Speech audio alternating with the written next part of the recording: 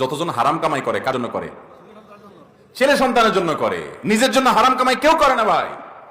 নিজের এক পেট পালতে কয় টাকা লাগে? যদি ছেলে মেয়ে স্ত্রী কারো না থাকতো তো দেখতেন 2 নম্বরই করতো না। কার জন্য করবে? সব কার জন্য করে? সাধারণত যত 2 নম্বর কামাইকারী লোক আছে, যত হারাম উপার্জনকারী আছে, তারা সবাই এই উপার্জনগুলো করে মূলত ছেলে মেয়েদের জন্য, তাদের আখের গোছানোর জন্য। কিন্তু অবাক করা বিষয় কি জানেন? কিয়ামতের ময়দানে যখন আপনি ধরা পড়বেন, এই ছেলে মেয়ের কেউ কিন্তু বলবে না যে আল্লাহ আমার বাপের সব আমাদের জন্যই করছিল, নিজের জন্য কিছু করে নাই, আপনি যা শাস্তি দেন আমার আমার বাপে ছেড়ে দেন। বলবে?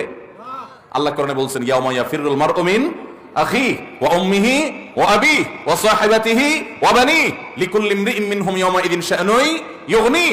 সেদিন সবাই সবাইকে দেখে পালাবে।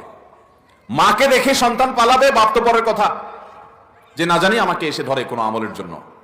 বাবারা, কার জন্য 2 নম্বর উপার্জন করছেন? এই জন্য আমার যুবক ভাইরা প্রতিজ্ঞা করেন, সরকারি চাকরি পান আর বেসরকারি, ব্যবসা করেন আর বিদেশ যান, যেভাবে উপার্জন করেন না কেন, জীবনে কখনো হারাম উপার্জন করব না। নিয়ত করবো তো ইনশাআল্লাহ।